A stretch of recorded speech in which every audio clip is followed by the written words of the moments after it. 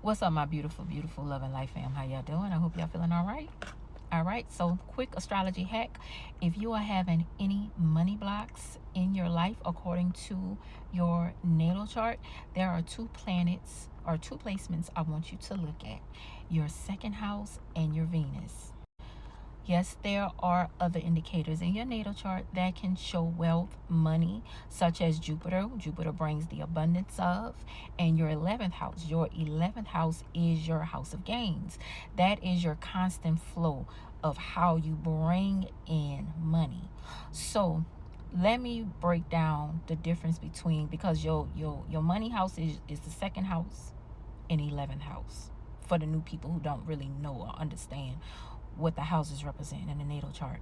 So your 11th house is like tap water. It is your ability, it is that constant flow of gains and wealth, and your ability to be able to constantly bring money and wealth into your life. Okay?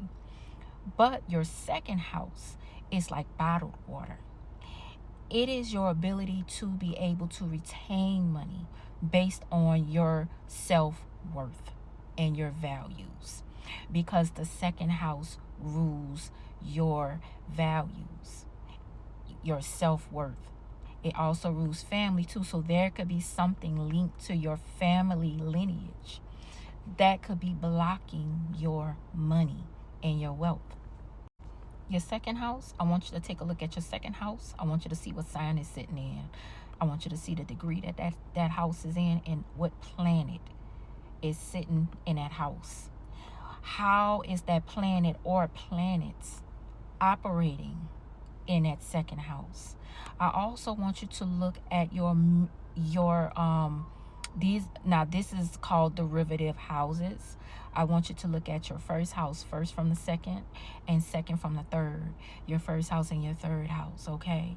I want you to look at what your first house is doing, because believe it or not, depending on what's going on in your first house can be affecting what's going on in your second house. And depending on what's going on in your third house could also be affecting your second house, okay? We're talking about your money. We're talking about your ability to make money, and we're talking about your ability to retain money and keep money, because sometimes you might have the ability to make a lot of money, but sometimes it might seem like money just get away from you.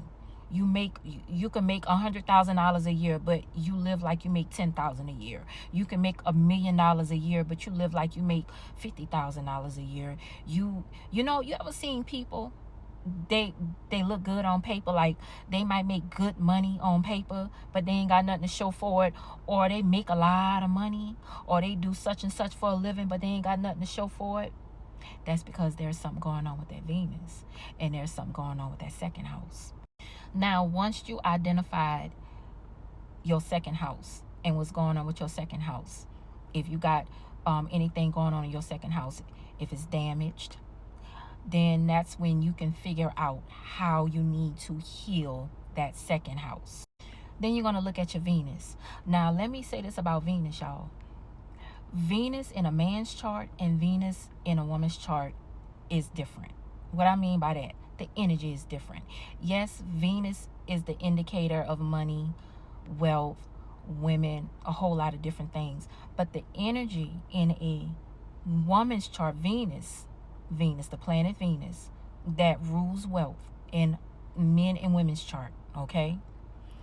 The energy is different for Venus in a woman's chart than it is in a man's chart, because Venus rules women, meaning that if you are a woman, wherever Venus is, that is your value, because you are the value. Venus is the value, okay? Venus is the value. So in a woman's chart, the energy is different because you're the value.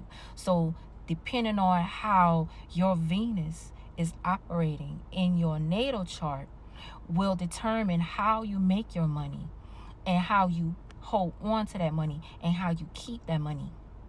In a man's chart, he has to work towards the value, because Mars rules men. Venus rules women, Mars rules men. We already know this. This is basic astrology 101, okay? But for the people that don't know, men have to work towards the value. The value is Venus. This is why the energy shows up differently with men and women when it comes to their Venus. So men have to do something a little different to get their worth, because they have to work towards the value. Another video for another day. But for women, we are the value. All right. So if you have a damaged Venus, you have to look at the sign that Venus is in. You have to look at the house it's sitting in. And more importantly, you have to look at the degree of that Venus and what it's doing, because that can determine a whole lot. Okay? You have to see what planets is sitting next to that Venus. You have to see what planets is aspecting that Venus. Because everybody, when I do consultations, anybody that's ever gotten an astrology consultation, whether it was with me or whatever amazing astrologer you chose to go to, Vedic astrology, Western astrology, whatever you resonate with, most people go to an astrologer for one or three things: money, love, career. You have to remember that when you're going to an astrologer, y'all, when you choosing your astrologer, whatever, like I said, if you resonate with Vedic or Western, tropical, make sure they're not just telling you what you want to hear. Make sure they are telling you how to heal those damaged planets, those damaged houses, so that you can break those karmic patterns, those karmic cycles. Okay? Now let me use an example. Let me use another example. Let's just say you a woman, right? And you got a damaged second house, you got a damaged Venus or both like me, right? Let's just say you got an inheritance from mom or dad. Something happened to your mother, your father, they passed on and they left you an inheritance, right? Or you got a nice little transit going over your 8th house, and you got an unexpected lottery win. You play the lottery, you play the scratch off, or you gamble or something like that. You went to Vegas and you had a nice little transit, and boom, you got a whole bunch of money. Or let's just say you got a nice little lawsuit. Okay? You got a nice little lawsuit, and now you got some money. You got all this money. Right? But if you got a damaged Venus, you got a damaged 11th house, and you have not healed that area of your life, you have not done the work that you needed to do in that part of your life, you got some self-worth issues, you will not be able to retain that wealth. You will not be able to retain that money.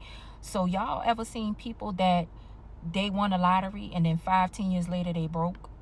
Or they got some type of talent or some type of gift, and they was able to make money off that talent and that gift, and now they ain't got nothing to show for it. Or you got that inheritance from your mother or your father, or you got that lottery win, or you got that lawsuit, and you done went through that money because you got addictions that you haven't healed. You lack boundaries, so you let family and friends come and use you and take from you. Or because you got a damaged Venus, you let men come into your life and use you and trick you out of your money. That is an example of someone who, and y'all seen people like this. Y'all know people like this. Y'all seen it. Y'all seen, people like this all the time.